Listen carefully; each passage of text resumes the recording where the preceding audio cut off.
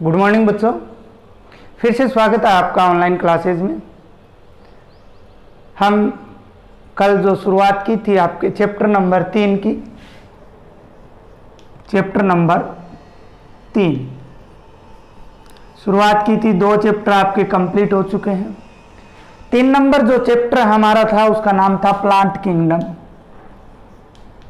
थोड़ा इससे बात कर लेते हैं, इसके बाद में आगे वाले टॉपिक की बात करेंगे। प्लांट किंगडम क्लासिफिकेशन की। पादप जगत, पादप जगत के बारे में मैंने आपको बताया था। पादप जगत के अंदर हम पेड़ पौधों की बात करेंगे।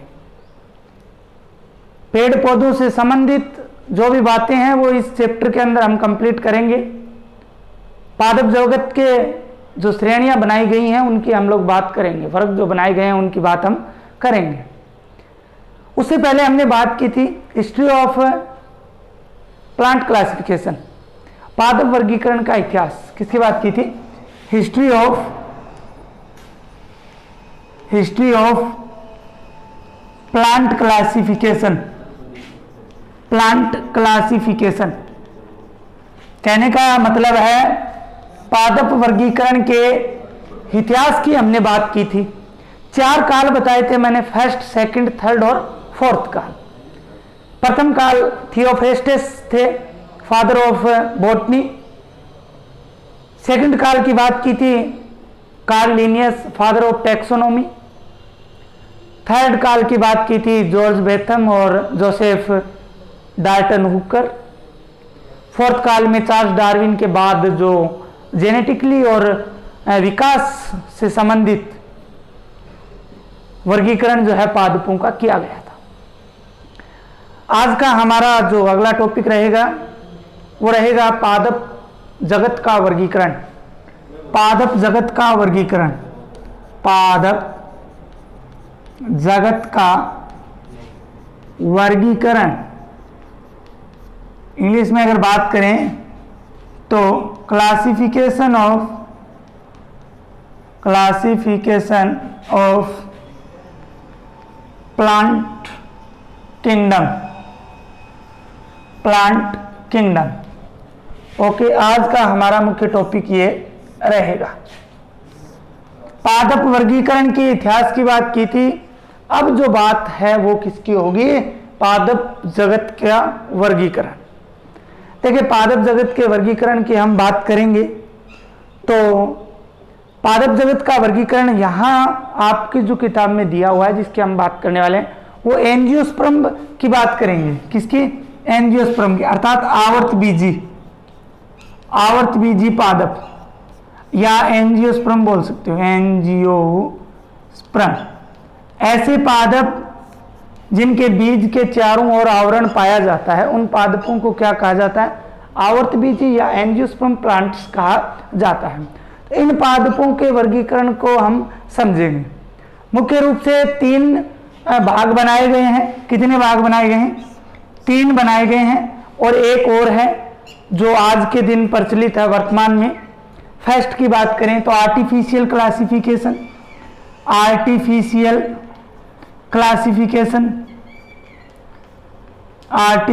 क्लासिफिकेशन, ओके, अर्थात कृत्रिम वर्गीकरण। दूसरा है प्राकृतिक नेचुरल क्लासिफिकेशन। और 3 नंबर बात करें तो वो है जातिवर्तीय। कौन सा? जातिवर्तीय, फाइटोजेनेटिक क्लासिफिकेशन। ठीक है, ये तो हो गया कृत्रिम वर्गीकरण।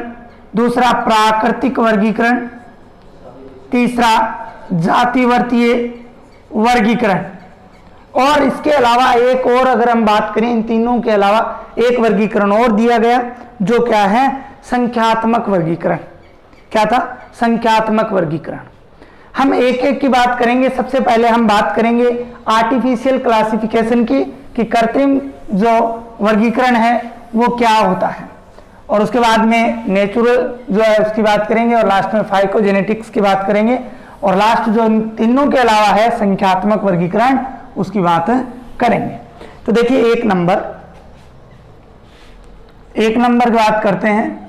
कृत्रिम वर्गीकरण, कृत्रिम वर्गीकरण अर्थात आर्टिफिशियल क्लासिफिकेशन, आर्टिफिशियल क्लासिफिकेशन।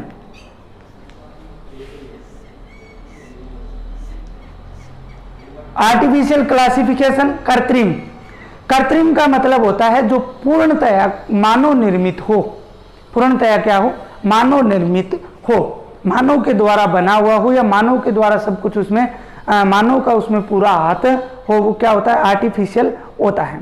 तो यह है वर्गीकरण जो है यह पूर्णतया कृत्रिम गुणों पर आधारित है। किन गुणों पर आधारित है, कृत्रिम गुणों पर आधारित है। इसमें प्राकृतिक गुण कोई भी नहीं होता है, केवल कृत्रिम गुणों के आधार पर इसे बनाया गया है। इसमें पहचान के लिए एक या कुछ लक्षणों पर ही ध्यान दिया जाता है। अगर हम पहचान की बात करें तो एक या कुछ ही लक्षणों पर क्या किया जाता है, ध्यान दिया जाता है। ठीक है, फॉर एग्जाम्पल बात करें तो, फॉर एग्जाम्पल अगर हम लोग बात करें तो एक तो थियोफ्रेस्टस की वर्गीकरण पद्धति, थियोफ्रेस्टस की वर्गीकरण पद्धति। इसके अलावा अगर हम बात करें तो केरोलस लीनियस की वर्गीकरण पद्धति, केरोलस लीनियस की वर्गीकरण पद्धति। कल दोनों नाम आए थे, एक तो आया था थियोफ्रेस्टस, फर्स्ट काल के अंदर, फर्स्ट पीरियड के अंदर इस वैज्ञानिक का नाम आया था। इसे फादर ऑफ बॉटनी भी कहा जाता है, वनस्पति विज्ञान का क्या कहा जाता है, जनक भी बोला जाता है। इनकी जो वर्गीकरण पद्धति थी वो पूर्णतया किस पे आधारित है, आर्टिफिशियल है, अर्थात आर्टिफिशियल कैरेक्टर्स पर आधारित है। दूसरा वैज्ञानिक है केरोलस लीनियस, इसे वर्गीकरण विज्ञान का जनक कहा जाता है, फादर ऑफ टैक्सोनॉमी का जनक जो है वो कहा जाता है।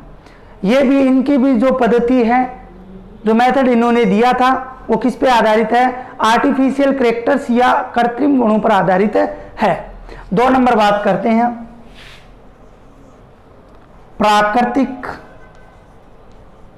प्राकृतिक वर्गीकरण, नेचुरल क्लासिफिकेशन, नेचुरल क्लासिफिकेशन। देखिए प्राकृतिक का मतलब होता है प्रकृति द्वारा निर्मित, सभी को पता है नेचुरल क्या होता है, प्रकृति द्वारा निर्मित। तो यह जो वर्गीकरण पद्धति है यह पूर्णतया किस पे आधारित है, प्राकृतिक गुणों पर, अर्थात जीव के बाह्य और भीतरी लक्षण, उनकी संरचना, उनका संगठन, उनके सिस्टम का जो तंत्र है, उनके कार्य प्रणाली, उस पे आधारित पद्धति को ऐसा वर्गीकरण क्या कहलाता है, प्राकृतिक वर्गीकरण कहलाता है। ठीक है, बाहरी एवं भीतरी गुणों के आधार पर इसको बनाया गया है, जैसे बेंथम व हुक्कर द्वारा प्रस्तुत वर्गीकरण। फॉर एग्जाम्पल अगर बात करें तो बेंथम एवं हुक्कर की वर्गीकरण पद्धति, बेंथम एवं हुक्कर की वर्गीकरण पद्धति। ठीक है, 3 नंबर बात करते हैं जातिवर्तीय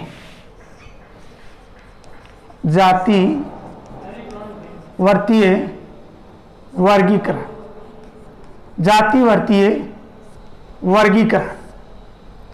जातिवर्तीय वर्गीकरण अर्थात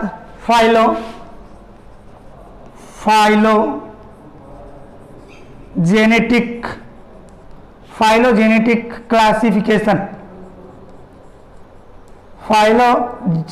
क्लासिफिकेशन की बात करेंगे। जातिवर्तीय वर्गीकरण देखिए क्या होती है, यह जीवों के विकासात्मक तथा आनुवंशिक संबंधों पर आधारित है। जीवों के विकासात्मक एवं किस पे आधारित है, आनुवंशिक संबंधों पर आधारित है।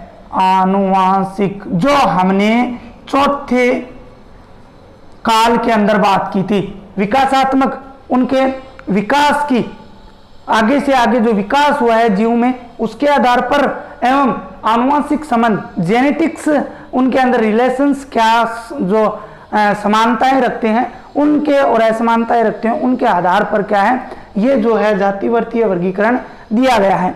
इसमें अगर हम बात करें तो इसमें हम किसी भी जीव के पूर्वज का भी पता लगा सकते हैं।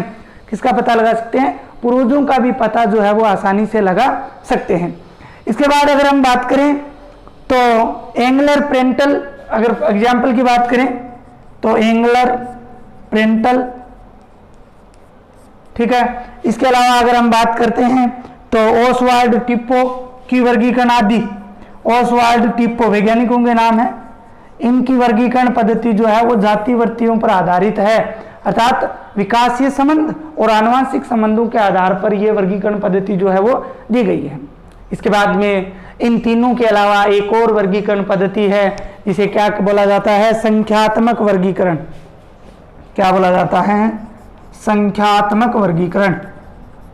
संख्यात्मक वर्गीकरण, ठीक है। संख्यात्मक वर्गीकरण की बात करें तो इसमें अगर देखें तो इसे सरलता से कंप्यूटराइज्ड किया जा सकता है। सरलता से क्या किया जा सकता है? कंप्यूटराइज्ड जो है वो किया जा सकता है। इस प्रकार से हमने पादप जगत का वर्गीकरण 4 आधारों पे पढ़ा, मुख्य 3 आधारों पे पढ़ा। अब हम कल क्या शुरू करने वाले हैं? जो आगे वाली क्लास हमारी जब भी आएगी तो उसमें हम क्या करने वाले हैं? उसके अंदर हम पादप जगत पढ़ेंगे। पादप जगत के अंदर शैवाल है, ब्रायोफाइटा है, टेरिडोफाइटा है, एंजियोस्पर्म है और जिम्नोस्पर्म है। 5 की हम लोग बात करेंगे। आज के लिए इतना ही।